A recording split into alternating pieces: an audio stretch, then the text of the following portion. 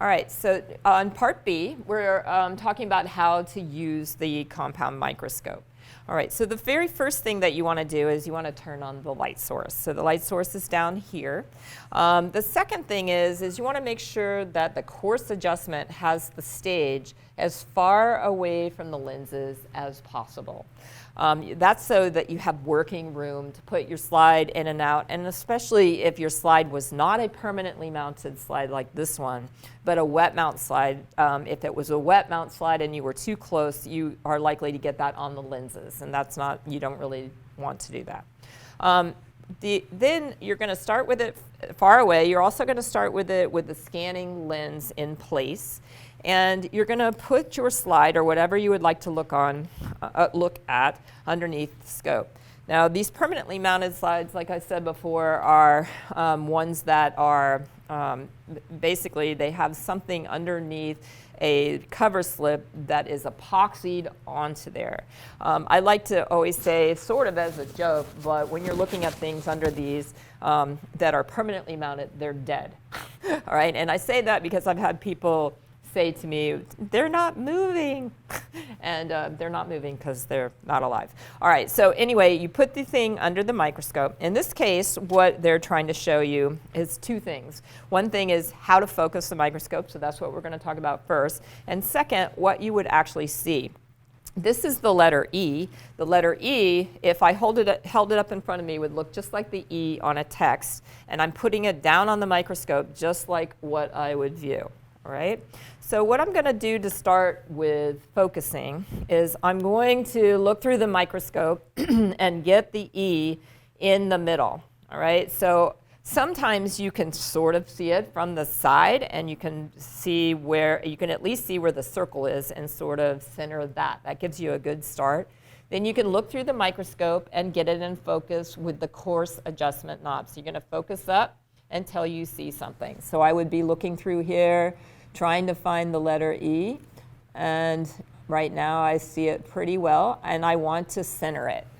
Then what I can do, if I wanted to see it closer, is I would move it to the next lens or the low power lens, and I would again focus, but this time I'm only going to use the fine adjustment knob. That's because these lenses are what we call, or the microscope is what we call parfocal. Parfocal means that if I got it in focus on the scanning lens and I change to the next highest power, it's mostly in focus. It's not maybe clear, but it's in focus. So I can focus a little further with the fine adjustment and get it crisper. The other thing to pay attention to is the amount of light on your object. The amount of light matters. If you have it if you're looking at something, especially if it's clear, like a cell, and it's three-dimensional, if it has no shadow on it at all, then it will not really show up. So you don't want it full blast light because you won't really see things very well. You want a little bit of darkness to the slide and a little bit of shadow so you can see the edges of membranes and that kind of thing. All right, so that's kind of in this particular case, this is the highest power I would want to go. I am seeing the letter E, and it's huge under the microscope. The other thing that's interesting is that it's upside down and backwards. All right, now that has to do with the way the lenses are pulling in the light, and it crosses the image, so it turns it around. And the other thing is there's mirrors in here. You notice this is not a straight shot, right? So there has to be something that's reflecting the light through the microscope, and that's another reason why it's backwards. If you've ever tried to cut your hair or your mustache in the mirror, you know what I'm talking about, all right? Because it's a little hard to do. All right, so that's the basic use. If I was looking at something and I wanted to see it closer, I would just continue on up.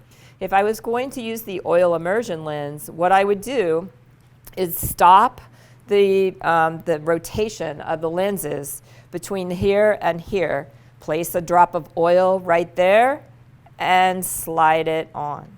Now the oil immersion lens is harder to use mainly because after I look at this is great, right? I could look at it, but after I look at this, I have to be super careful about cleaning it up. What I would have to do is I would have to, number one, take this lens away, but not slide the other lens anywhere near it, and lower this as far down away from the lenses as possible. Then I could really carefully slide this out, and it would have oil on it. So I want to set it aside, and I'm going to clean it with cleaner and wipe it off first, the excess off first. I'm not going to even show you because there's no point. Wipe it off, clean it, etc. And then that would be okay. Now what's left dirty is this lens. So I would have to take the excess off with a piece of paper. So I'd tear a piece of paper off and wipe the lens very well. And then I would use the cleaner and clean it off. If you don't do that, you're going to get oil all over everything. It's just like if you had oil on in your sink or something, and you started to use a knife or whatever that's in the sink, it's going to be covered with oil, right? It gets everywhere. And literally, the people that clean up the labs know what I'm talking about. All right. So when you leave the scope, it should be left on the scanning lens with the stage as far down as possible, light turned off.